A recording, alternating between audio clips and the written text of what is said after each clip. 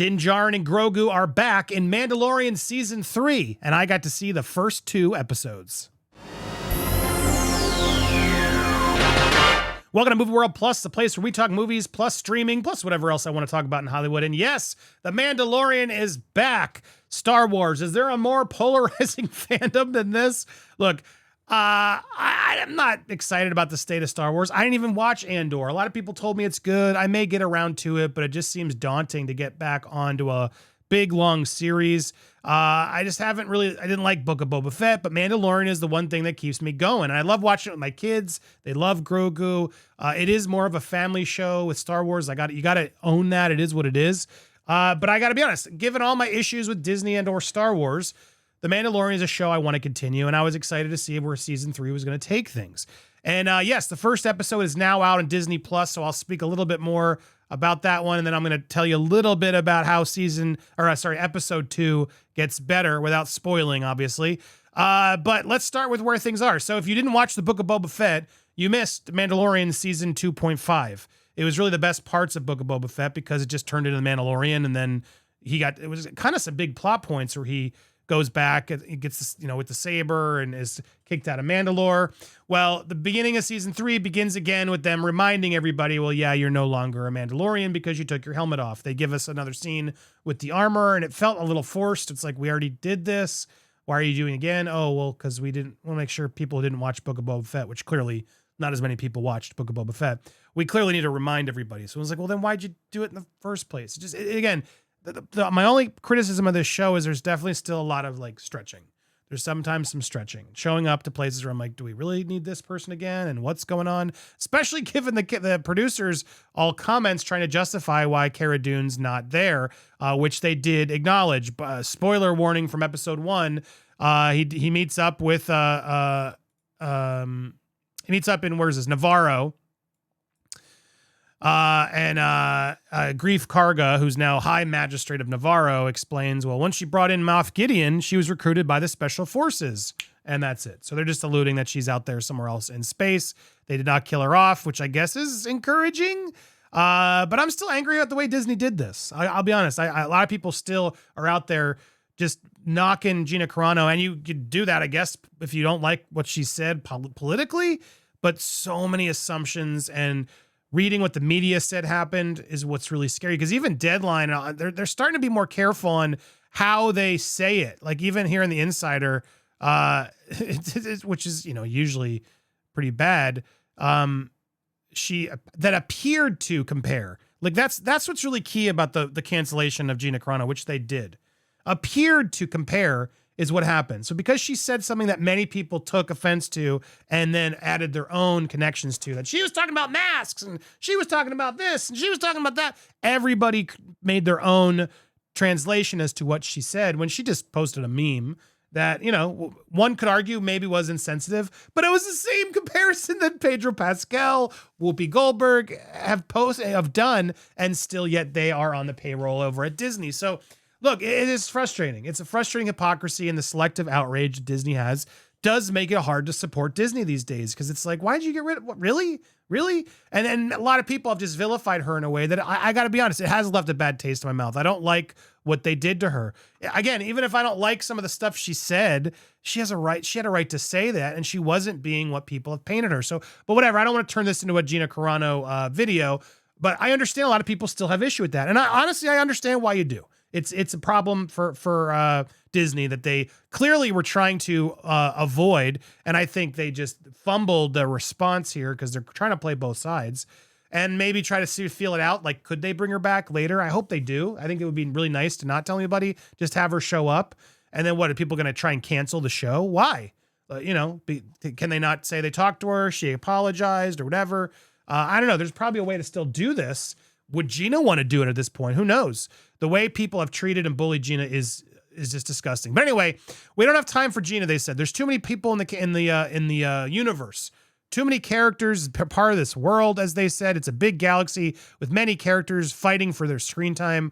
We'll have to see how it unfolds, but it's a great character, someone who's vital to Din's beginnings. We'll see if he has evolved beyond that. They're just being very cagey. Well, yeah. So they do. We get to see some other repeating characters. what's his name again? Greef Karga. Yeah, Karga. We get to see him again. And yeah, he's fine, but it's like weird to go back to this and then you don't have her. And it's like, also, did they need to go back here? Not really. Like, they come back and they have a distract. This is episode 1. Yeah. They come back here and they just have a delay of him trying to like rebuild his droid. And because, you know, I understand part of it. He doesn't trust droids, and it's like, okay, that was a cool character, but God, people got to stay dead. So there's this whole subplot where he's trying to rebuild the droid, and spoiler alert, because it's out there now. It doesn't really go anywhere. And so it's like, it's again, the only reason I sort of expressed that is because it's like, did we need this? Was this an important part? And then when episode 2 begins, again, I'm not going to spoil it. When episode 2 begins, another character comes in to help him with the droid issue. And I just felt like they just completely negated everything they said in episode 1. So it was frustrating. There's a lot of these sort of pacing and character problems where I'm like, did we need that? Episode 1's like an appetizer. It's nice to be back in the world. I didn't dislike episode 1. It sets the tone for Grogu, and he's teaching Grogu how to do things. And it's beginning to set Grogu as a clear character who's going to do more than just be a baby, which in episode 2, you get to see more of. But this season, again, without spoiling, and I'm not going to spoil, I'm going to only say one thing, that this season is going to introduce another character. And I will allude to maybe this person appearing in episode 2. Because this person's been on the previews. We've seen him in images, even on the cover of Empire with him with his mask off. So again, this is what Star Wars marketing is already putting out there. But yes, Bo-Katan will return. And episode 2 does, revolve more around her involvement, is what I will say in a way.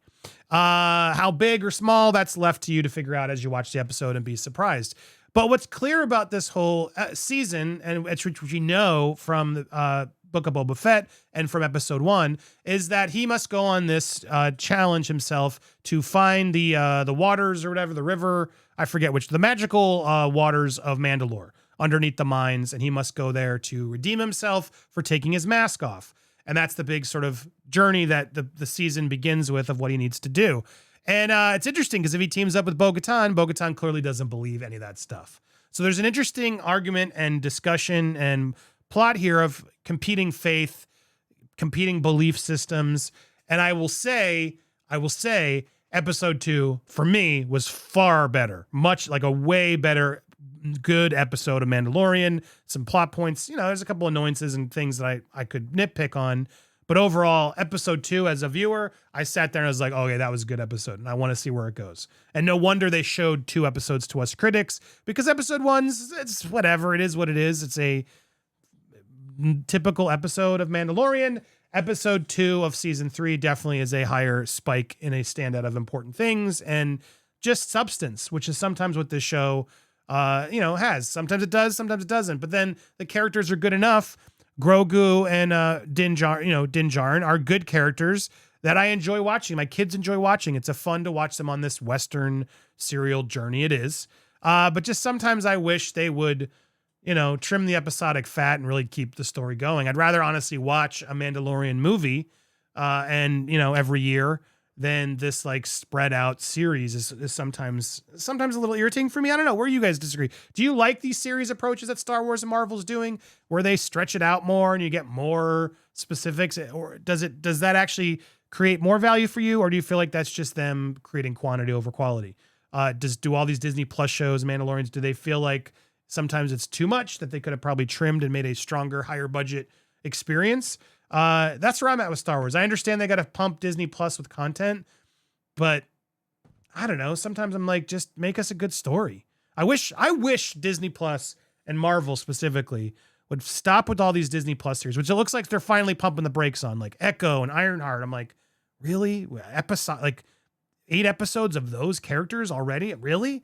We've learned these characters through standalone movies and then appearances in other movies. Like, do we really need these episodic series for everything? Agatha Harkness, what? Just sometimes it feels like they're giving every supporting character a show. You get a show, you get a show, you get a show. And the reality is I'd rather just see a movie. I'd rather have seen Miss Marvel and Moon Knight, even Winter Soldier and Falcon. I just feel like could have been cool, solid 2-hour movies to give us those installments. So then there's just movies you got to catch up on. You sit and you watch it. All these series are daunting. Now, Mandalorian's the one still. I'm not going to complain. It's only 2 episodes in, but you can already see some of the. It's like, all right, let's get to it, guys. Let's get to it. We waited a little while. It's time. We're back. Let's get to the story. Now I want to see the story. This isn't episodic. You are continuing a serialized story, his quest, etc. I want to see where this goes. So let's continue that out. And at times it hurts. Sees episode 2, I will stress again, far better than episode 1. So next week's episode, stay tuned.